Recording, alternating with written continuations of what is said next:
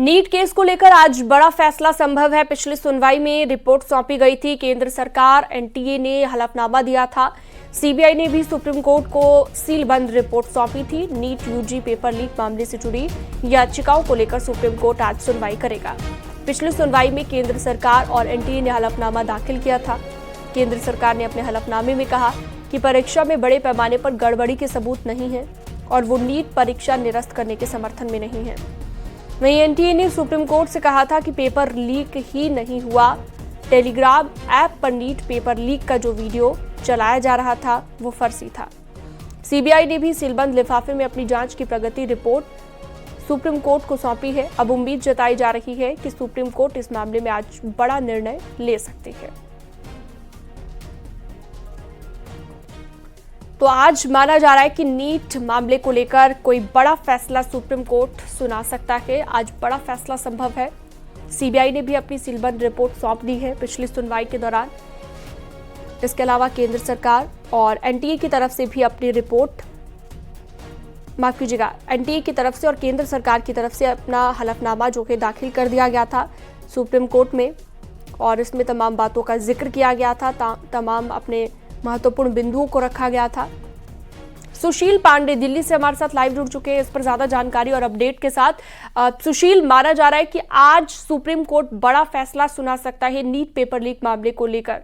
अभी क्या जानकारी मिल पा रही है? कितने बजे तक सुप्रीम कोर्ट में सुनवाई हो सकती है?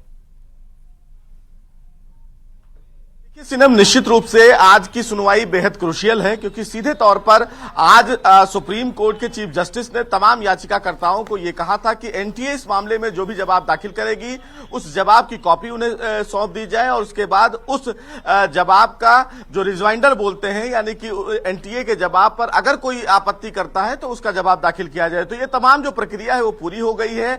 एनटीए की तरफ से भी एक लिखित हलफनामा सुप्रीम कोर्ट में दाखिल किया गया है, जिसमें उनकी तरफ से बताया गया है कि जो बिहार में पेपर लीक जैसी घटना हुई वो पर्टिकुलर एक सेंटर पर हुई और ये एक क्रिमिनल एक्टिविटी थी जिसको लेकर लगातार इन्वेस्टिगेशन की जा रही है। वहीं सीबीआई इस पूरे मामले को इन्वेस्टिगेट कर रही है। जितने भी लाभार्थी हैं उनको कारण बताओ नोटिस जारी कर दिया गया है और साथ ही साथ जो लाभार्थी आइडेंटिफाई किए गए हैं उनको 3 साल तक किसी भी परीक्षा में न बैठने के लिए बैन कर दिया गया है। लेकिन जो तमाम याचिकाकर्ता हैं उनकी तरफ से कहा गया है कि जो एनटीए का जवाब है सीनम, वो सिर्फ आईआईटी मद्रास की जो रिपोर्ट है उसी आधार पर बेस्ड है, जबकि लार्जर अगर एस्पेक्ट पर देखें तो पेपर लीक जैसी घटना अगर होती है तो उसके फायदे कई लोग उठाते हैं, जिसको एनटीए अभी तक क्रैक नहीं कर पाई है। और ऐसे में री नीट जो है वो कराना बेहद आवश्यक है, चूंकि सुप्रीम कोर्ट ने पिछली बार ही स्पष्ट किया था कि अगर बड़े स्तर पर पेपर लीक जैसी घटनाएं होंगी तो परीक्षा को रद्द किया जाएगा। लेकिन अब एनटीए की तरफ से कहा गया है कि उन्हें ऐसा कोई सबूत नहीं मिला जिससे ये माना जाए कि बड़े स्तर पर पेपर लीक हुआ है। किसी भी सोशल मीडिया ऐप, चाहे वो टेलीग्राम हो या व्हाट्सएप हो, उस पर भी उन्हें सबूत नहीं मिले।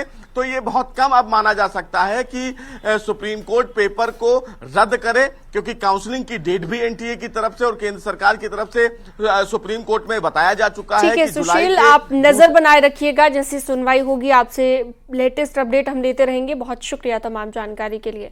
दिल्ली में आज केंद्रीय कैबिनेट की एक बैठक होनी है। संसद के सत्र से पहले होने जा रही आज की बैठक में कई बड़े फैसले लिए जा सकते हैं।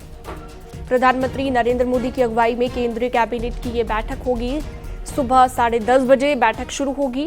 23 जुलाई को पेश किए जाने वाले केंद्रीय बजट 2024 से ठीक पहले ये बैठक हो रही है और काफी महत्वपूर्ण फैसले इस बैठक में लिए जा सकते हैं।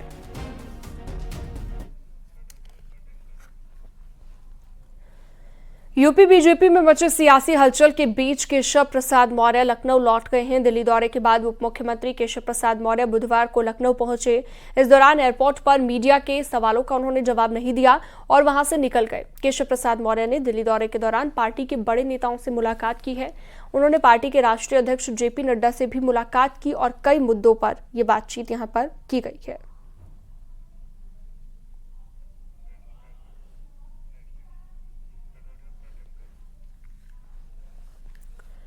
रायबरेली पहुंचे डिप्टी सीएम ब्रजेश पाठक ने बछरावा सीएचसी का निरीक्षण किया है। बछरावा सीएचसी को लेकर डिप्टी सीएम को कई शिकायतें मिल रही थी, जिसके बाद बिना किसी को बताए वो सीएचसी पहुंचे और अनियमितता की जांच की है।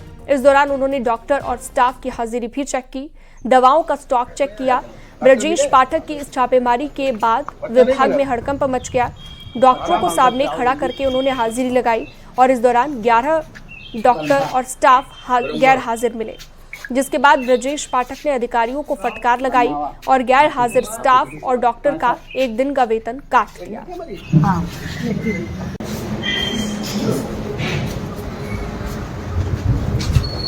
घंटा है तो सफाई 6 बजे होना चाहिए। देखो पूरा भी पड़ा हुआ है।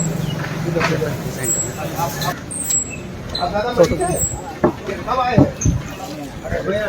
डॉक्टर मिले? बच्चा नहीं बना। काउंटर पे आओ जल्दी।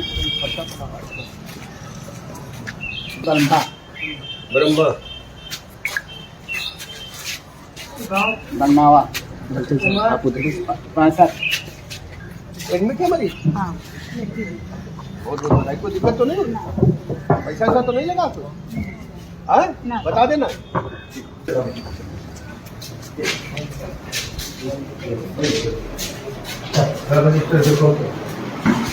चाहिए ये लोग कहाँ हैं?